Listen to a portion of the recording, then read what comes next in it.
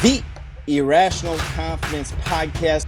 All right, ladies and gentlemen, welcome to another episode of The Irrational Confidence Podcast. We're talking college football, and it's week number 6. Oh my goodness, we are cruising through this college football season. I can't believe it. You can't believe it, but you're back with us, and I'm joined by my co-host, the man that will never, ever again listen to Sweet Home Alabama. My co-host, Fresh. How you doing, buddy? I love that song, but I'm not going to listen to it for a long, long time. I'm still not recovering. We've talked. I had a headache that lasted about 30 hours after that game. First half was horrendous, terrible tackling, not executing. Second half, I don't know how they made the comeback, but they did. Made it a ball game, got the lead. Hey, it's college football. It is insane. That's why we watch it. It's a lot better than the NFL most times because you just never know what's going to happen. You got a bunch of, in this case, 17 to 25-year-olds now. I think with the way the transfer portal is and extensions on red shirts and gray shirts. But kids going out there making plays. It can be gut-wrenching at times. It can be glorious at the same. So football is amazing in the college level. Absolutely. College football, it's one of the best, if not the best time of the year here, Fresh. And, folks, before we get rolling through, do us a favor. Hit that subscribe button up there.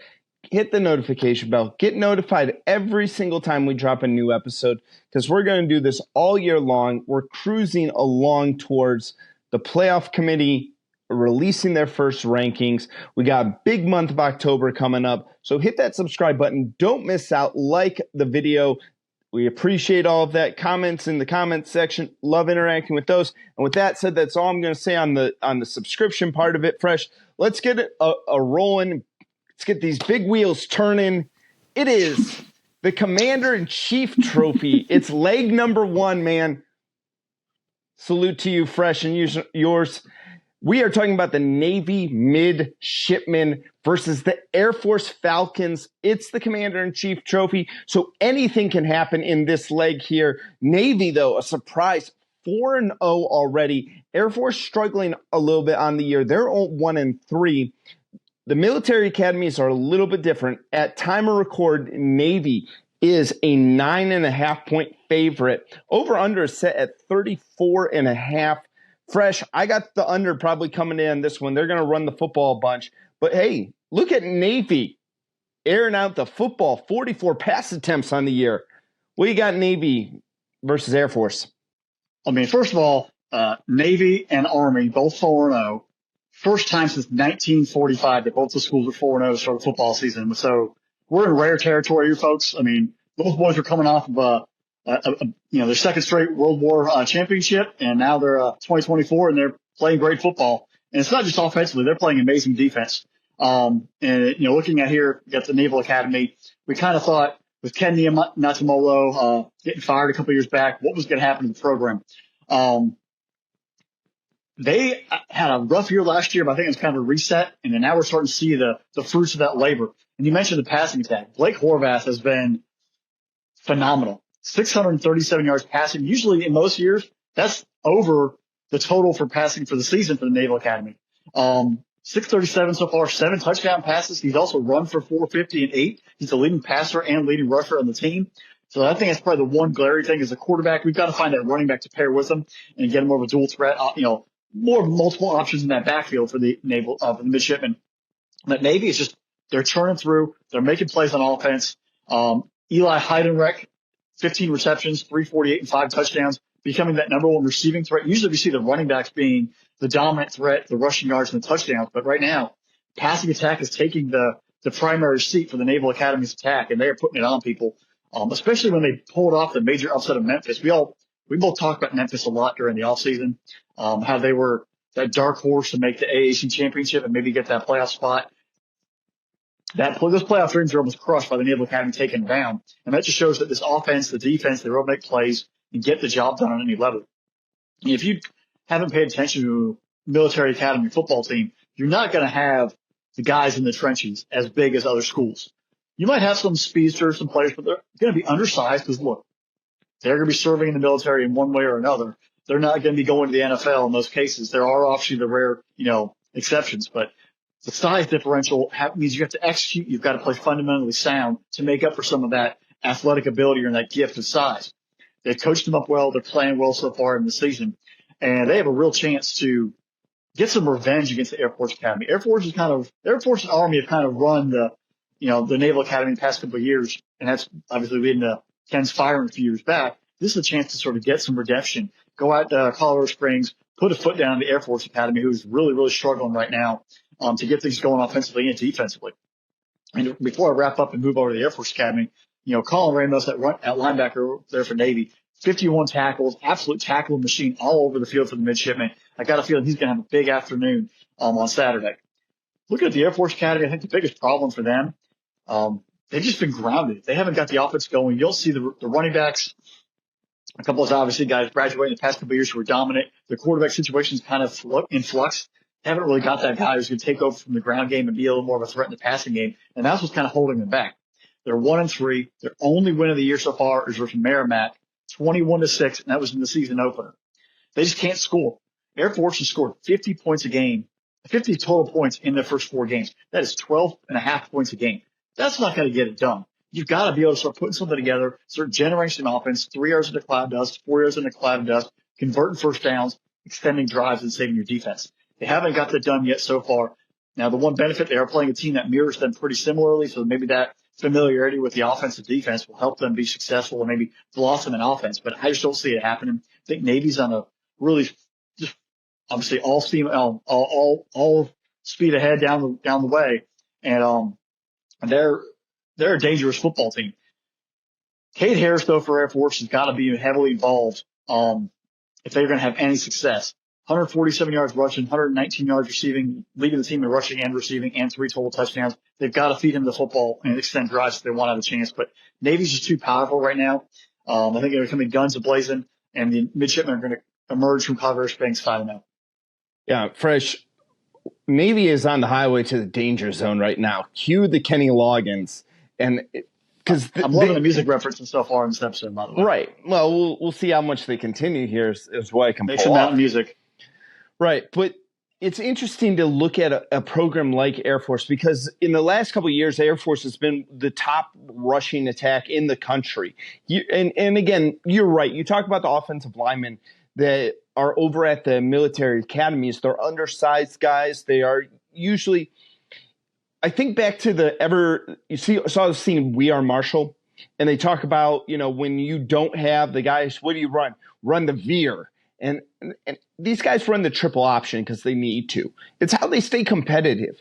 And again, the military academies, they're very disciplined. They like to run the football. They like to shorten the football game. They like to limit the amount of possessions that you're going to get. And we've seen teams over the course of the year have some difficulties with these academies here. Spot on with Cade Harris for the Air Force Falcons there. If they're going to take off at all, it's going to be off of his legs right there, because whether he's running the football or catching the football, that kid's a playmaker for the Falcons. Unfortunately, as much as I would love to say that they got some other great fighter pilots right here, I'm sure these guys are great pilots, but man, on the field, they're still lacking something. I can see why Air Force doesn't throw the football. John Busha, 36% completion percentage. He's thrown 2 picks on the year. He really, really struggles. Air Force is going to keep the ball on the football on the ground in this game.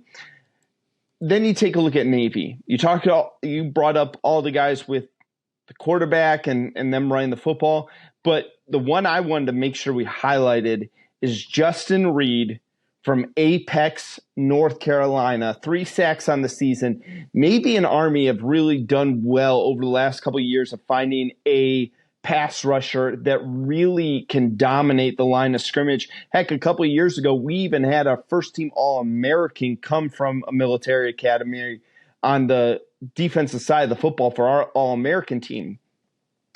But Justin Reed, while he is from Apex, North Carolina, this kid is the Apex Predator for the Navy midshipmen. Guess what, Fresh? An airplane cannot take off if you anchor it down, so it will be anchors away Navy wins this football game. The 9.5 scares me a little bit because how short this game is going to get.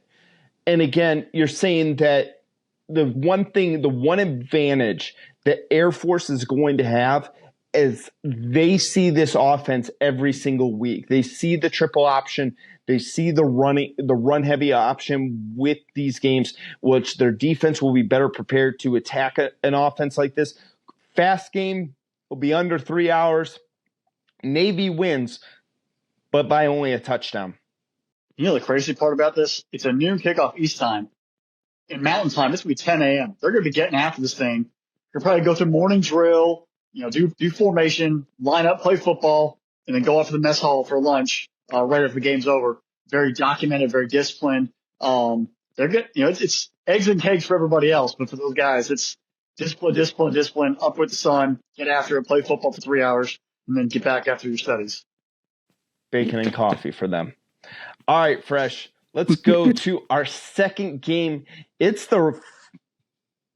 Rutgers is 4-0, 1-0 in the Big Ten. They're traveling to Lincoln, Nebraska. We're going down on the farms down there in the great state of Nebraska here, ladies and gentlemen. At time of record, Nebraska is only a 7-point favorite in this game. I'm kind of shocked, and I think that this is a shocking piece that a lot of us are going to say. Over-under is only 41.5. I kind of like the over in this game for a second, Fresh. Dylan Raiola, 1,200 yards on the year, but you take a look at what they're doing in the state of New York, New Jersey, Rutgers. I don't know, Fresh. What you got for Rutgers versus Nebraska? I mean, Greg Schiano, I might be one of the most underrated coaches in football, period. Look, if you know anything about college football, there's tons of talent in Pennsylvania, the D.C. metro area, and New Jersey. Yes. And you can recruit from that little hotbed. You hear there's teams that are like Ohio State, Michigan, Wisconsin's done it, Penn State's done it. Georgia's even gone to New Jersey. Alabama's gone into New Jersey and gotten players. If Rutgers and what Greg can do, keep kids home who can play solid football, be disciplined, be tough, they can be successful. And you've seen over the years, he's gotten it done this year. He's got the guys playing. You saw it kind of actually last year, you saw it coming, especially when they hosted Ohio State and they gave them all they could handle in that ball game late in November. It's a disciplined football team. It's a bunch of guys who've had a chip on their shoulders who will, overachieve and will fight and will scrap the entire 60 minutes. Kyle Mlanega, the running back, absolute stud. I still have worries about the quarterback situation. Colin Midas, I still can't butcher his name. I butchered it when he's at Minnesota. I'm going to butcher it now he's at Rutgers.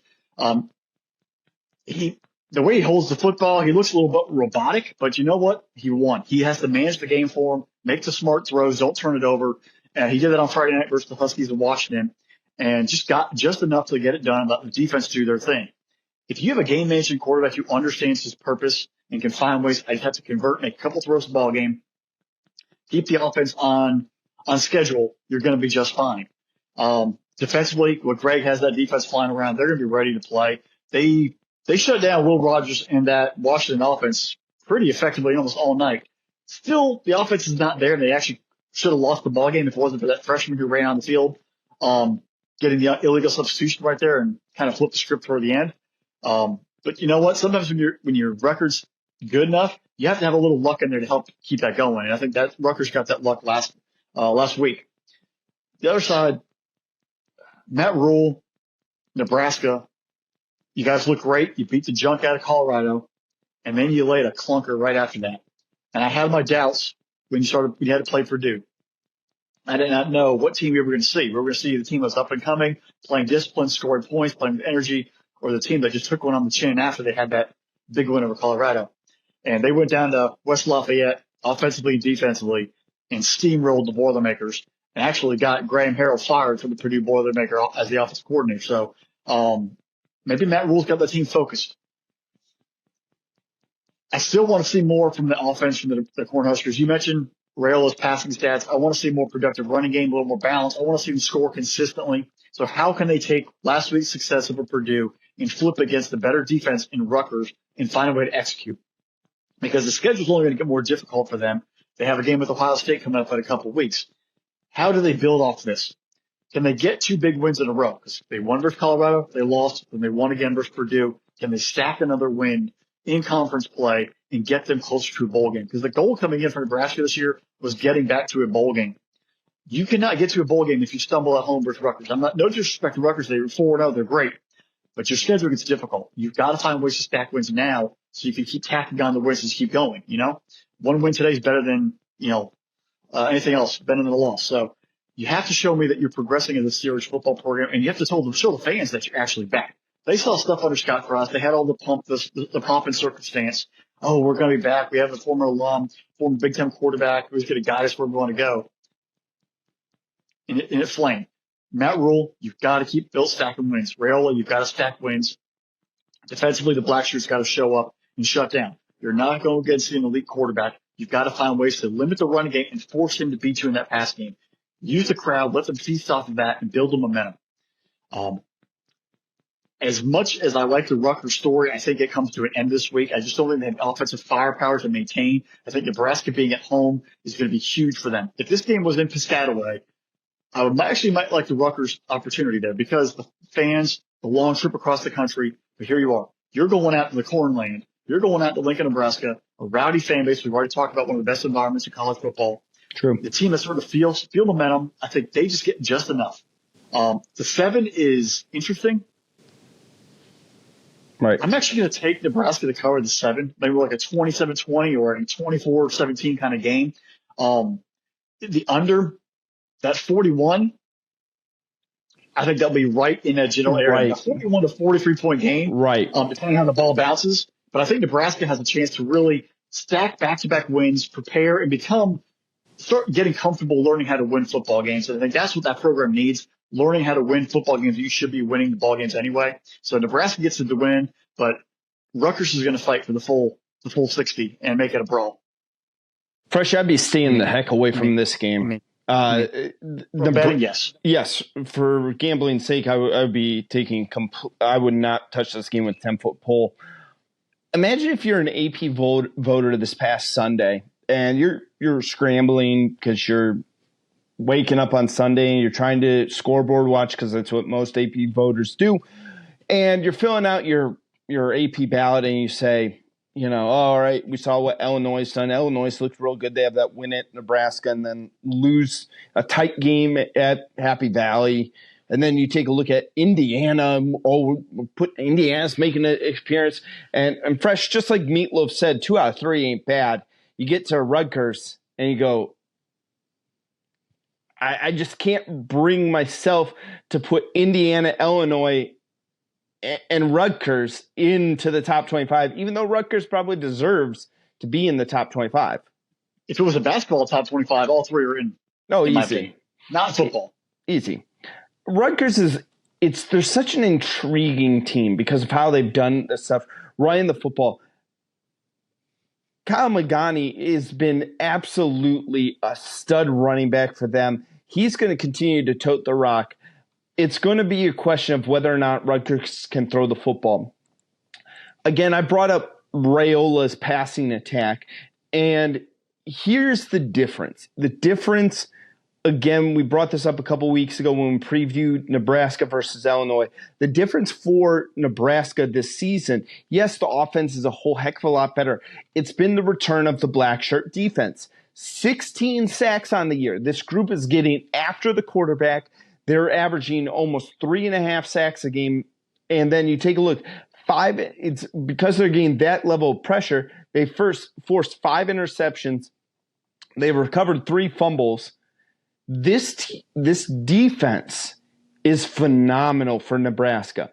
That's going to be the difference maker. I think if this was kind of like just an offensive game where defense was optional, kind of like that old Big 12 style type of game, this would be a back and forth. I actually think Rutgers would be a little bit better situated in this, but because Nebraska has made the changes on the defensive side of the football, I like Nebraska in this football game. I think they're going to completely shut down. I don't know if you can completely shut down Rutgers' run game, but I think you'll limit the run game where you can key off on the pass, get after the quarterback, force the turnovers.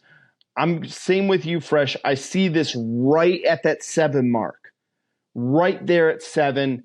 And again, I had it written down 27-20 as well. I also said, okay, maybe you get a 21-28 type of game, somewhere in that realm. I don't love this line in either place, so I, again, stay away from it. But yeah, I got the same as you, Fresh. Nebraska winning this football game. Well, I think we all, the world, the country, college football fans need Nebraska to win this game. College football is better when Miami, Nebraska, USC, Notre Dame, Michigan, Alabama, Texas, Georgia, Ohio State, and Penn State are competitive, are back. It, it just adds, like, I think everyone loves to hate them or love them. And there's no in between. You either hate them or you love them. But if they're being successful, that just generates the excitement, kind of brings back some old nostalgia. And if Nebraska wins, we kind of start getting that feel again. If they lose, then we're like, all right, net rule, whatever, move on to year 4. Right. All right, Fresh, let's go to our next game. It's the Ole Miss Rebels. Poor Ole Miss. Raise your fans up to bring them down.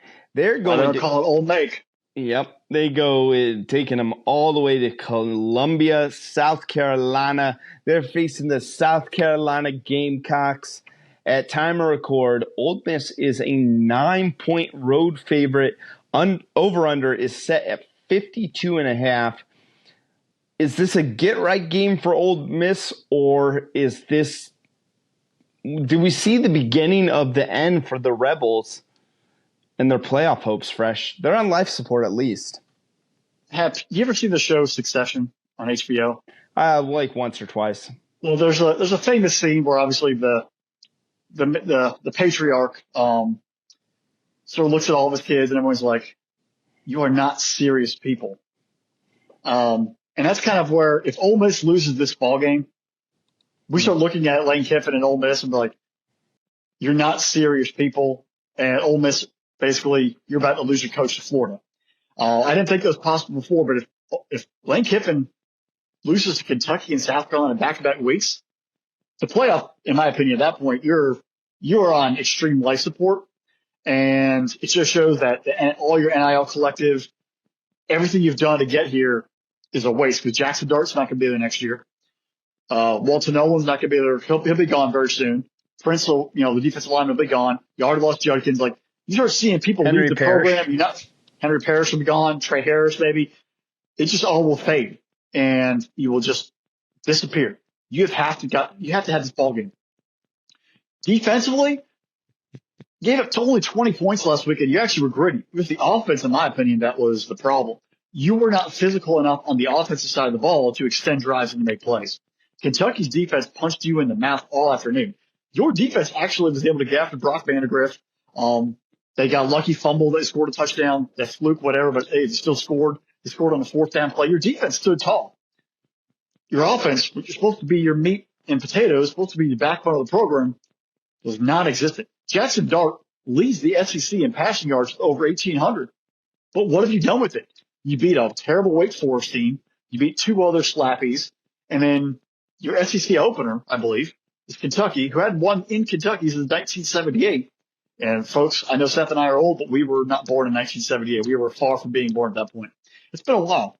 And you walk down there and you gave up a clunker. You've got to be ready, because Kentucky was desperate. They almost beat the Dogs.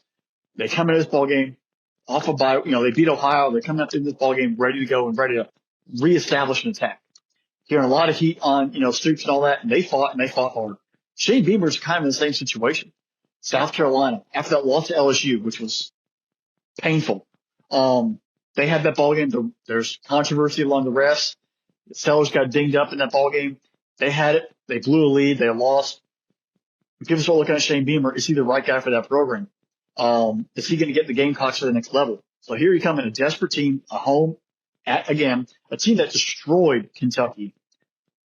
How do you respond? A defense that, for South Carolina, in the first half of the LSU game and the entire Kentucky game, absolutely dominated the football field. How are you as offense going to be able to prepare, make adjustments, and go and attack that defensive line, that defensive front for South Carolina, much less the entire defense as a whole. If Shane Beamer's team and that they're hungry for a win in the SEC, hungry to stay relevant in the league, they're going to have the home crowd running. It's a 3:30 kick, which used to mean something, doesn't anymore. You've got to be sharp and on point. You've got to attack South Carolina right away. If you let them hang around, eventually that defense is going to get a couple turnovers, 4 short fields. Sellers is going to start running and hitting his playmakers, and you're going to be reeling. You're not going to be able to catch up, and it's going to spiral like an avalanche, and you're going to be out of it.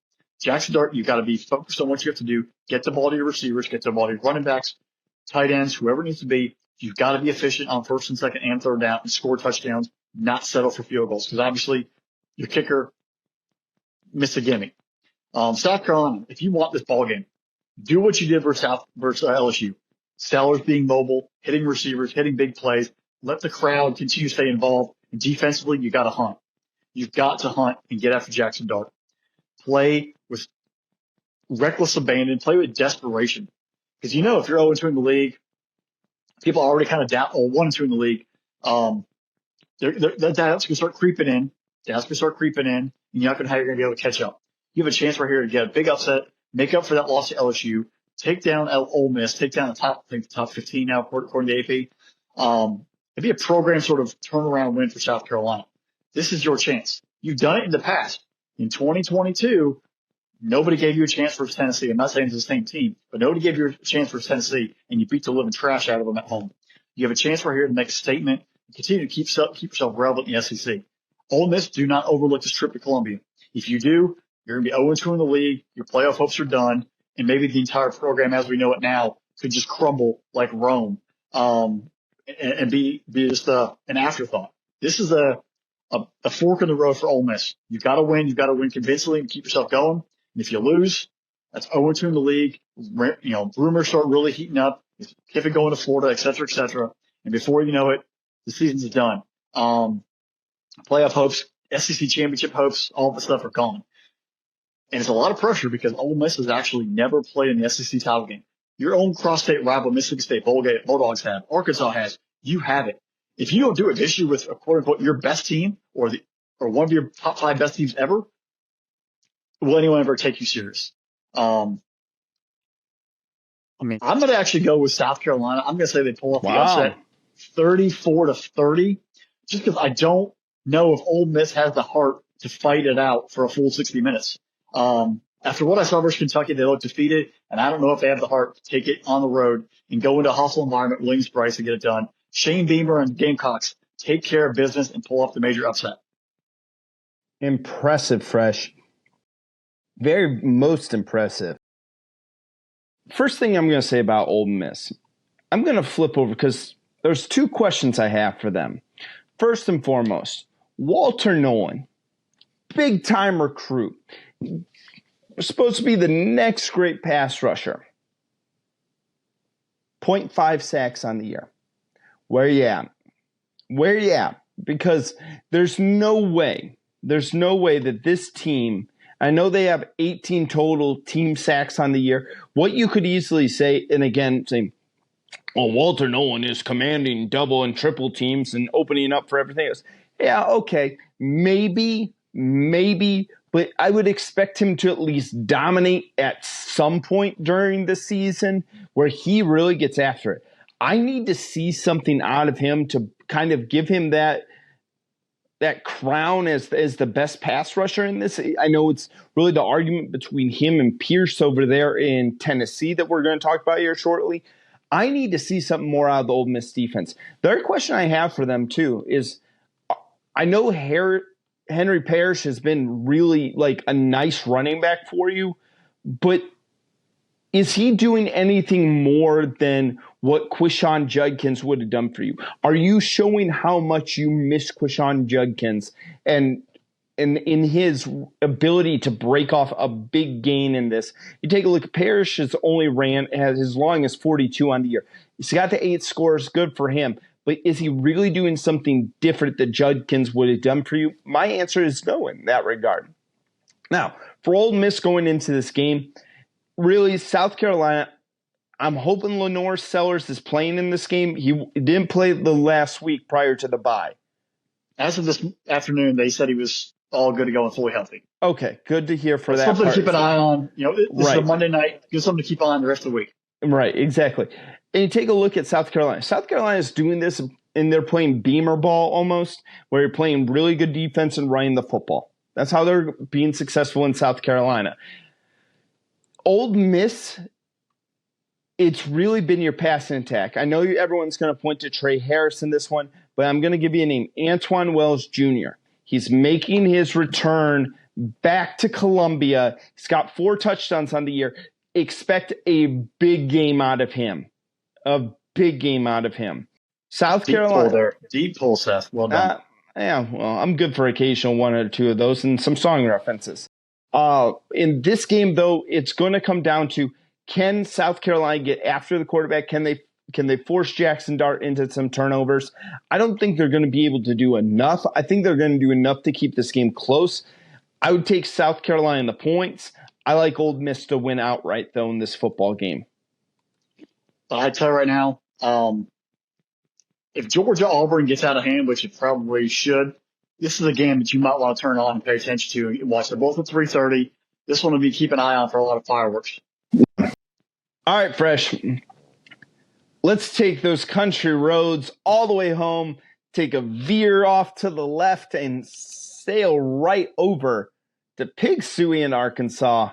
The Tennessee Volunteers, they're heading to the state of Arkansas. At time of record, this shocked me. Maybe Vegas is putting some respect on Arkansas here. Tennessee is only a 13.5-point favorite in this football game. Over-under is 59.5. Josh Heupel and Nico Emalialaba, hopefully someday I'll say that right, and Dylan Sampson taking the greatest show in the Rocky Mountains all the way to Arkansas. Taylon Greens look good. The Boise State transfers look good under that Arkansas offense, but he can't protect the football and can't protect himself. I don't know, Fresh. Razorbacks got any shot in this one? Well, I think first off, I think Nico and Josh Heupel will be definitely playing some mountain music on Saturday night in Fayetteville. I'm going to start with Arkansas because that team, Sam Pittman, Bobby Petrino, when they got hired, I was like, man, this is bad and good written all over it. Right. The bad is that if Petrino starts putting up points and they start becoming electric, is the fan base going to want to have him be the head coach again? Is it kind of be like, hey, it's just a friend, but it's not really a friend. It's actually more than a friend kind of situation. And becomes awkward for Sam Pittman, who's the head coach, but everyone doesn't really want to be a head coach. And that's kind of where the bad kind of is like, man, it's really desperation. You're trying to save your job by bringing someone who they might love and want more than you. But the good is it's now exciting. Like this Arkansas team has a competitive fire to them from a head coach. They have an offensive genius, makes questionable decisions off the field, an offensive genius who's got talent and players to put in spots to be successful. And it kind of it's worked. They should have beat Oklahoma State and pulled that one off. They kind of didn't have the defensive effort, didn't have the offense to get them the full 60 there. They played slow versus UAB, but the offense just kept going. The defense stood up the second half. They beat UAB pretty handily late. And then this past week, you see them versus A&M, they come out, they have the Aggies on the ropes, and they just didn't have enough juice in the fourth quarter to get them over the top. And then you mentioned the turnovers, Taylon Green making decisions. You're kind of like, what are we doing? You get the good with the bad, Right. the yin with the yang. And it's just, I can see where Vegas is like, I mean, maybe if they hit, they're going to be explosive. Petrino's going to try to attack. If things could have bounced, if they hit a couple of the throws, maybe they pull off a shocker. This might be one of those. This is one of those games in Fayetteville. It's going to be at night. That Pig Suey going on. That crowd's going to be into it because they haven't had many games where they truly had a chance to pull off an upset. You hear this like, Alabama's going to Arkansas. Alabama was never going to lose to Arkansas. This is that weird chance where Arkansas has pulled off upsets in the past against LSU and a pretty good LSU football teams, and they had the extra juice. Does the crowd, does the energy give them the extra juice with an offense that at moments can score some points. That's the one thing that's going to keep them in there is that defense can they do just enough, and the offense can find ways to score some touchdowns. I think the first half will be tight. The second half is where we'll see Tennessee have a chance to really erupt just because they'll wear them down. When we get a full 4 quarters from the Hogs, we haven't seen that yet. I think that's what's holding them back a little bit. They give us full 4 quarters, they might have a chance to be keeping it close, much less pull the upset. The other side, hey, Tennessee, are they looking ahead to Georgia? Are they looking ahead to Alabama in a couple of weeks? Hey, 2 years ago, Alabama went up there. Tennessee pulled off an amazing comeback. Had an amazing lead. Alabama pulled off the comeback, and then Tennessee won late. Almost a mirror image of what happened in that Georgia-Alabama game this past week. Did Tennessee win 2 straight in Knoxville? Are they looking ahead to that? Are they looking ahead to beating Alabama, becoming a top 3 team in the country, top 2 team in the country in the rankings? Where's their mind at? They've been told how amazing they've been. And frankly, they didn't look that fantastic offensively with Oklahoma. Oklahoma's great defense, but they did not look as efficient as probably we thought. Or maybe, hey, Josh Heupel may have toned it back a little bit. That might still linger. It's like, are they actually good enough to go on the road to get a big W and blow somebody out? In the end, a win's a win. You still got to count it. But where's that mentality of, are they changing who they are? And one thing I think that we all got comfortable with when we think of Tennessee is that Nico and the offense are going to throw the ball around the yard. This is a pass-heavy team, pass-heavy team, pass-heavy team. Well, they're not really a pass-heavy team. They're much more defensively focused and a run game. Nico is actually 10th in the SEC in passing yards, so only 892 on the year.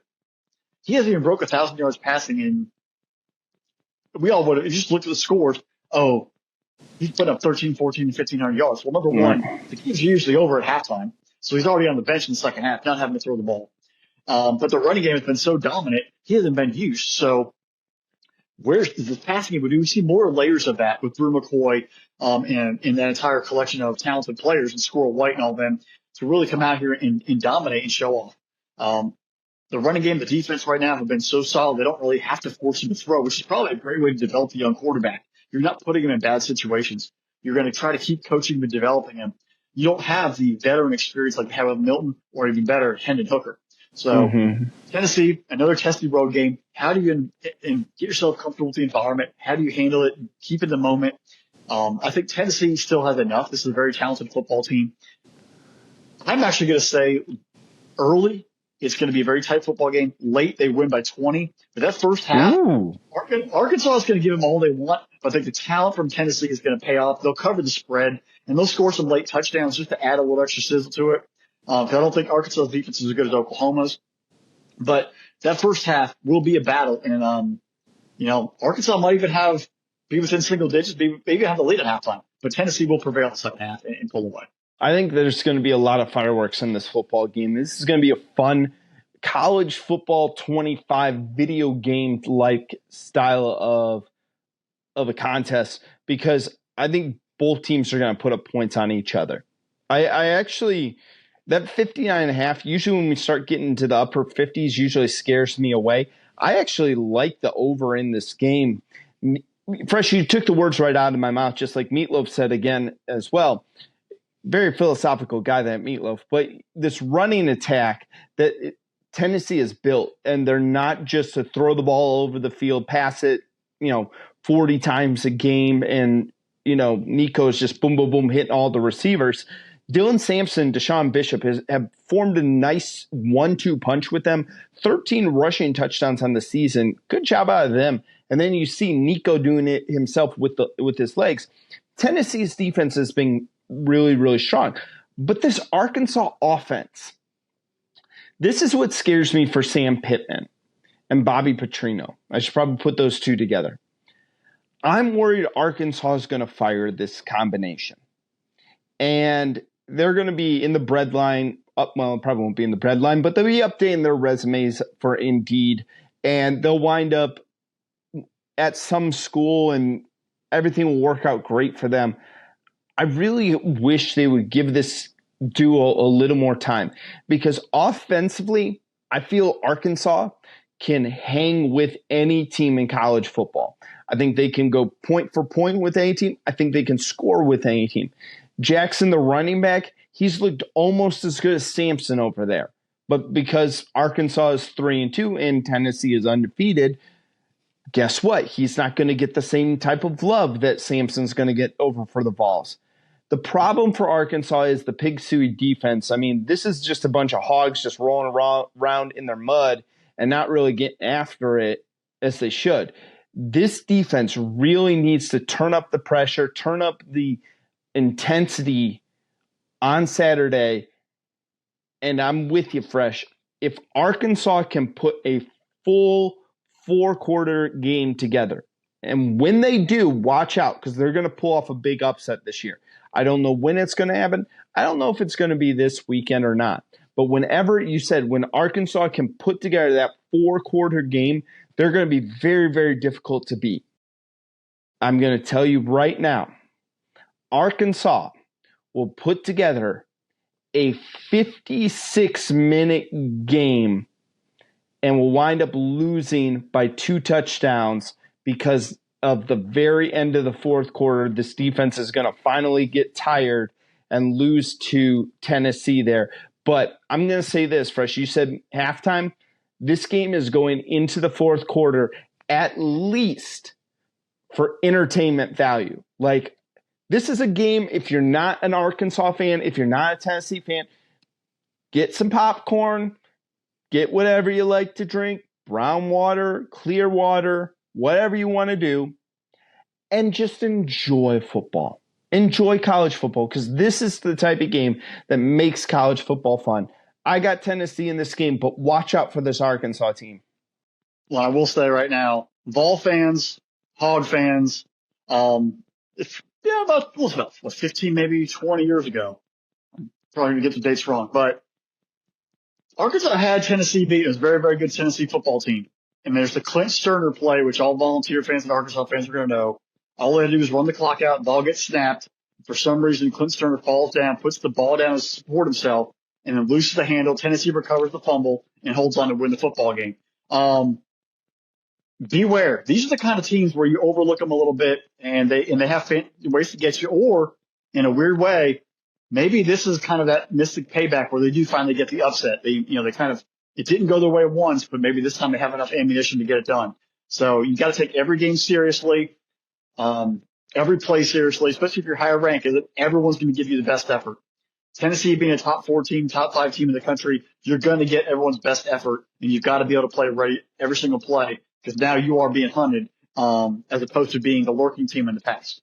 Right. All right, Fresh, we got a national championship rematch. The Wolverines should be 3-2, but they're 4-1. Onside kick call right there. We'll talk about that one later. They're going to Seattle, Washington to face the Washington Huskies. Huskies are 3-2 on the year. Washington, though, a 2.5-point favorite. Over-under is set at 40.5 right now. You take a look at the Wolverines, Fresh. They've made the switch. Orgy's come on. He's been okay. Not really throwing the football. But again, it really has been the emergence of the Russian attack. Again, Donovan Edwards kind of taking a Robin-type role, a backseat role to Kalen Mullins there.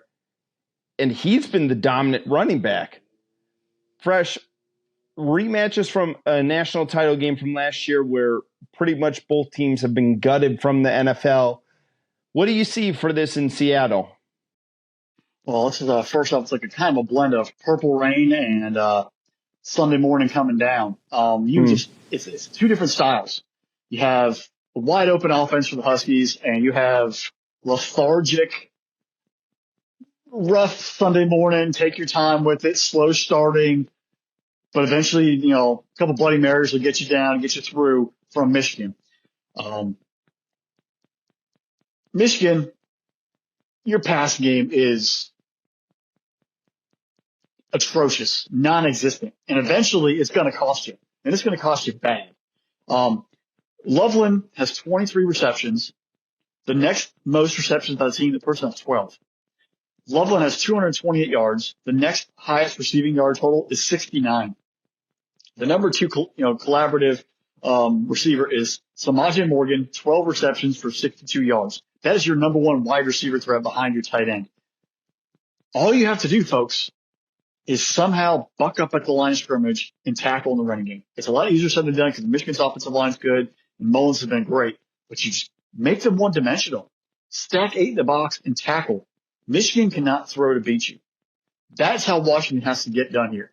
This Michigan team, from philosophically offensive side, they're going to be very similar to what you played in Rutgers. Rutgers is very one-handed, run the ball, limit your quarterback and throwing the football.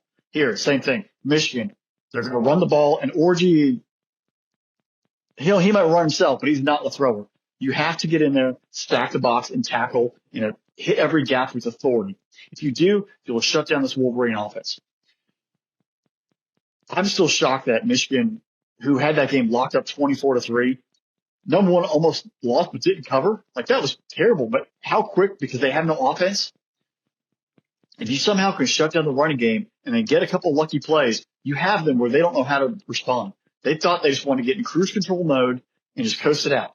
You almost saw the same thing happen with USC. They jumped out early. They went in cruise control mode. And outside that last 55-yard, 60-yard, run in the final drive, they would have lost to USC. This Michigan team has to play perfect. They have to play from ahead and run. If you can jump out on the lead and stack the box and force them to throw, you have them right where you want them. And that lack of passing attack, lack of balance on offense will eventually cost the Wolverines. It is kind of weird that Edwards has faded. We all thought he was going to be the number one guy. Mullins has supplanted him, usurped him, if you will. But Mullins is a legit running back and has moves, has speed, can change lanes.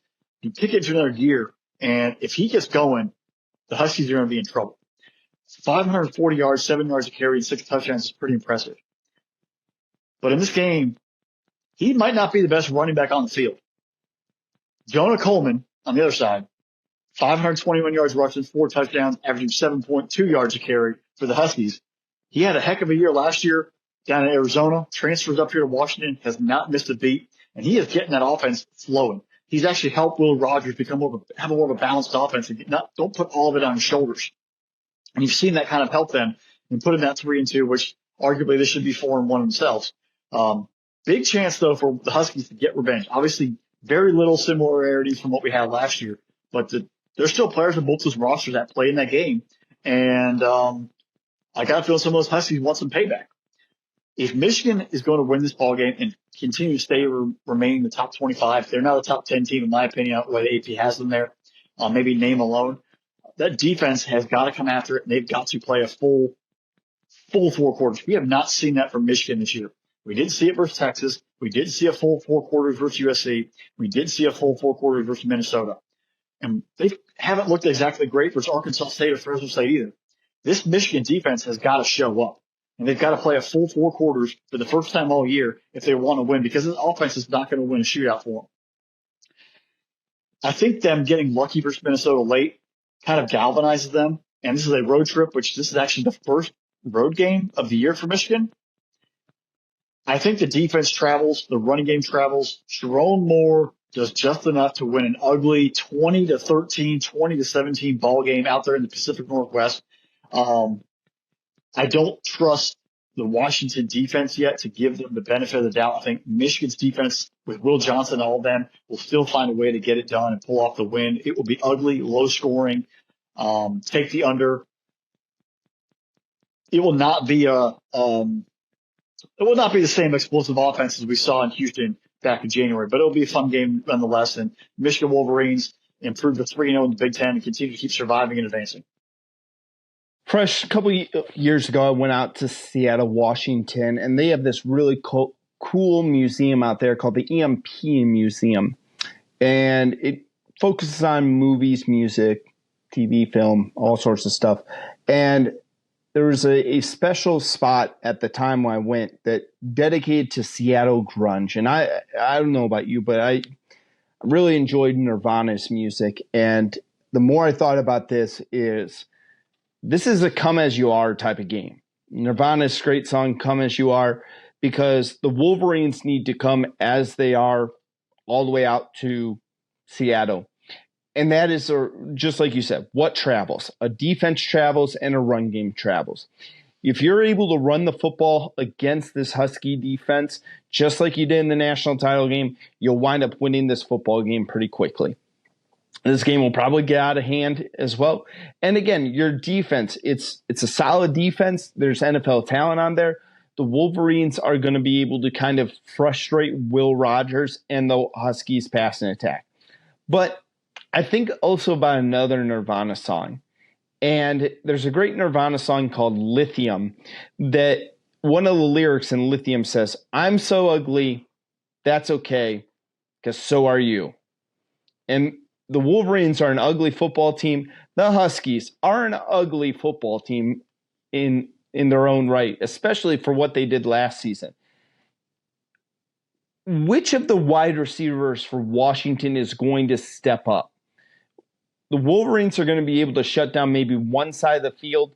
Are you going to be able to, is it going to be Boston? Is it going to be Jackson? Is it going to be Hunter? Which one of these guys is going to step up for Will Rogers, become that threat in there? Because if this game turns into a track meet and the Wolverines are forced to play from behind, again, if I'm Washington, if I'm Jed Fish, my game plan, throw the ball on the Wolverines and get out to a lead. I'm running my best 25 plays in the first two quarters to try to play from ahead. Make them abandon the run game so I force Orji to pass the football a couple of times in this game. If that happens, Washington wins this football game. I'm actually going to say this, Fresh. I want to pick the Wolverines because of how well their run game has been in that I think this defense is really lights out and really good. But again, for some reason, because they're not playing in the friendly confines of Ann Arbor, give me the Huskies. I'll take Huskies in the points in this game. I do think it is a field goal type of game. Washington wins late in this football game, gets whatever type of revenge they want to talk about for last year's national title game. But yeah, give me Washington in this football game. I think it could be mildly entertaining just because you don't know what you're going to get. Right.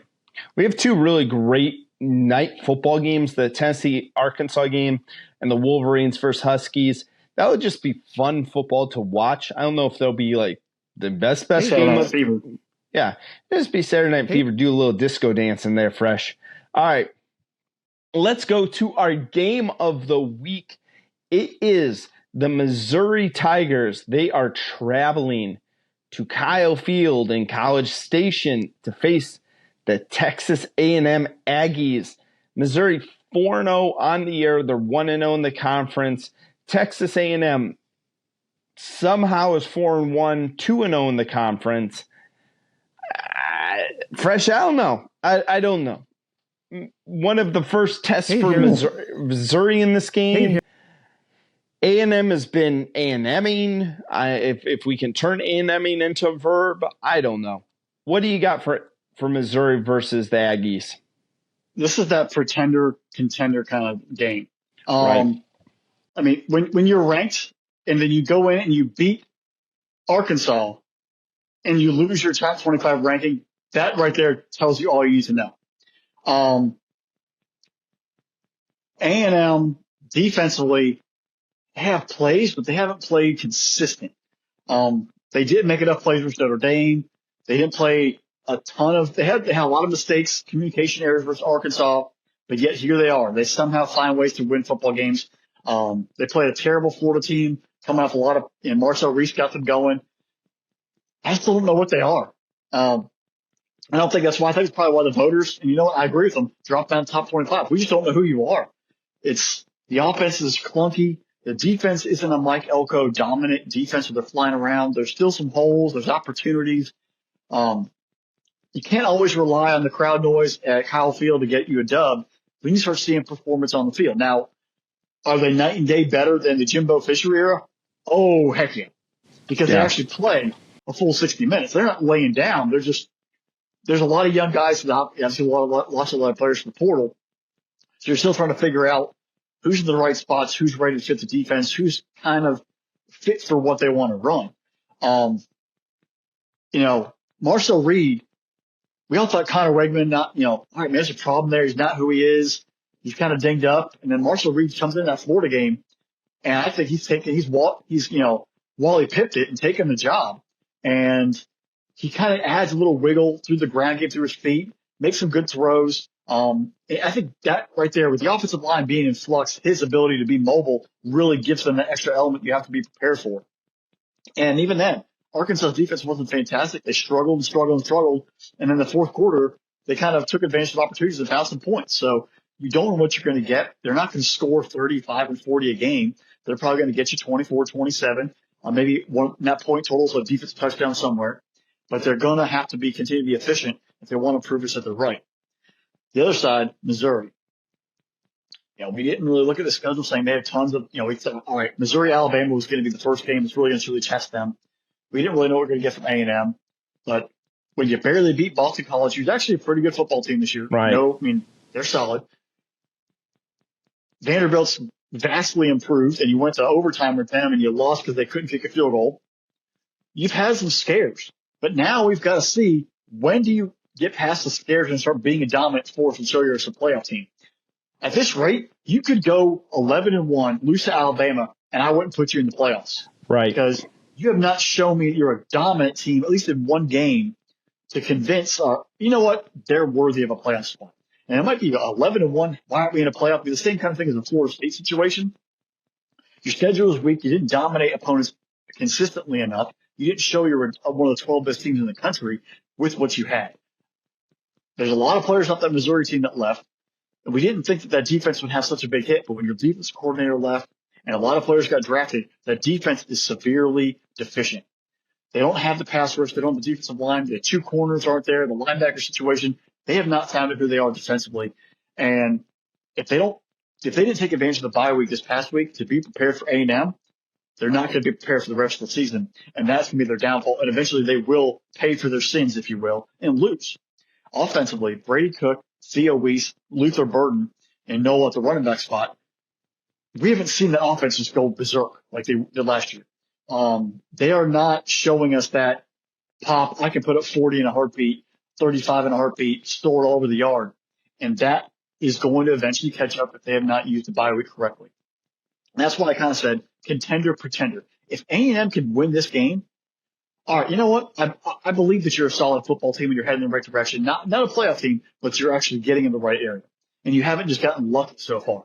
Missouri, if you go into A&M and you get a road win in a solid, hostile environment, beating a top 30 football team in the country-ish, top 35, all right, you know what?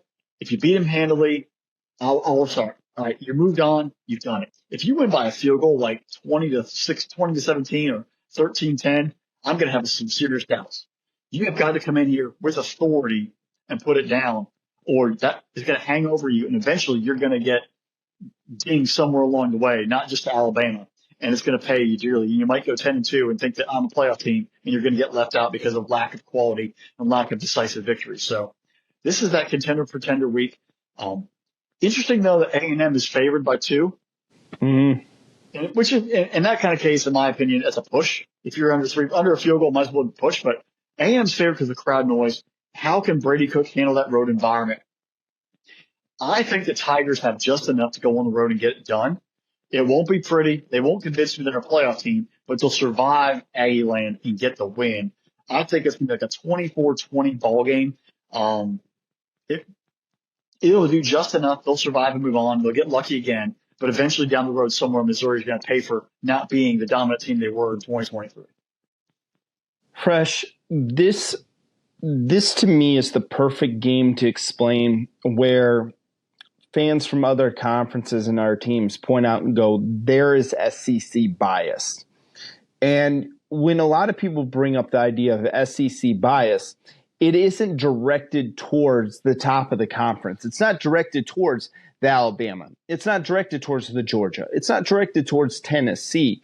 It's not directed towards Texas now, because all of those teams we see with our own two eyes that they're the best teams in the country. That, I just named off at least easily four For the top top six? four of the top 6, 8. I would say conservatively top 8 teams. Okay, but when we say SEC bias, I look at a team like Missouri Tigers and go, who? Why in the world? Just because of what you did last year, you deserve to be rated as right now as a top 10 team? No, absolutely not. This is not the same team. They haven't played a dominant defensive thing. Texas A&M, you're ranked 25.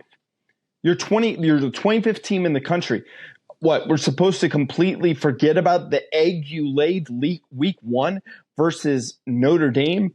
Oh, I'm sorry, you are losing to a MAC school, Bowling Green, at home? We're supposed to forget about all of these things and just say, obviously they play in the SEC, so they have to be that good. That's the piece that always annoys me, is that we can't look at teams and just take them for what they are. And be reasonable about it here. There's so many other teams I look at this and go, which team has impressed me more? For an example, earlier in the show, we talked about Rutgers. Should Rutgers be rated? They're 4-0 on the season. They have wins about them. Again, you'll see what you did. Indiana. All these teams. We argue with those pieces as well. For me, Missouri, you don't win this football game, you're out of the top 25. Because what that tells me is the minute you had to play a top-tier team, or at least a better team, I shouldn't even say top tier, though. You've had to play a better team. You fold like a cheap suit. Luther Burden, where you at? 11 catches on the year. You were talked about being one of the best wide receivers in the country. You're good, don't get me wrong. Won't take away the talent, but where you at? Missouri fans should be expecting more from you. Nate Noel, nice job out of him. The 6.4 yards a carry. They've run the ball fairly well with him. I want to see more out of him. I want to see more out of Brady Cook. It hasn't impressed me. He has yet to have a game that's impressed me. Texas A&M, I give Mike Elko credit for making the move to Marcel Reed. That's impressive to me. That shows that you're at least willing to kind of go outside your comfort zone. Connor Wegman, I understand the traits are there. The former talent is there. What he was rated as a prospect is there. And guess what? He ain't it. Marcel Reed, he's looked intriguing. He's partnered well with Le'Veon Moss. I think that run game is intriguing, and I think that might cause a few problems for Missouri. Again, I want to see either Allen or Thomas or Walker, one of these guys for A&M, pop onto the screen for the wide receivers. Same thing I need to say with the defense. The defense, you're not getting after it.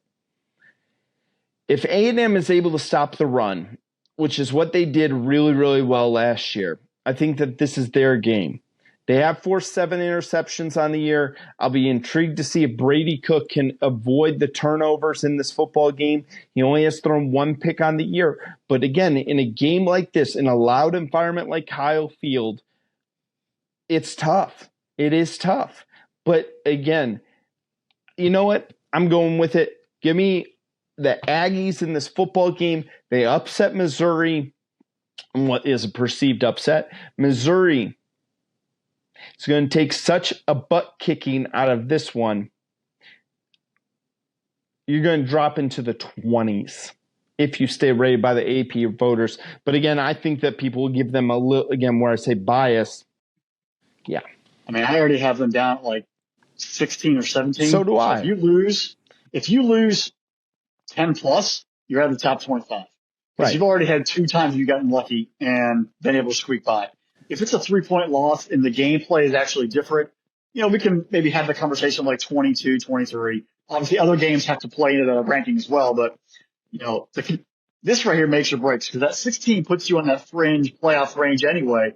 If you start falling down, that puts it out. You know what this actually kind of brings, because you mentioned it there. So SEC and Big Ten officials are meeting in Nashville next week to talk about, which I think is horrible, guaranteeing 4 spots for the, between the 2 conferences, 2 in each, which, you shouldn't be having a guarantee in the playoff. It should be conference champion, one of each, and then everyone else is at large. But the other one is having more required scheduling between the Big Ten and SEC. I'm for that. I put on my Twitter of having like week 1, week 2, you split the slate for TV, but you have a home and home the first 2 years, and then you flip it out and rotate it. But that right there, forcing the big name matchups like Alabama going to Ohio State, Georgia going to Oregon, Texas, Michigan, I think every year should happen, USC, LSU, like things like that, which would be Penn State, Tennessee would be amazing. Right. But you get those kind of matchups where now we're going to have great out-of-conference games early in the year.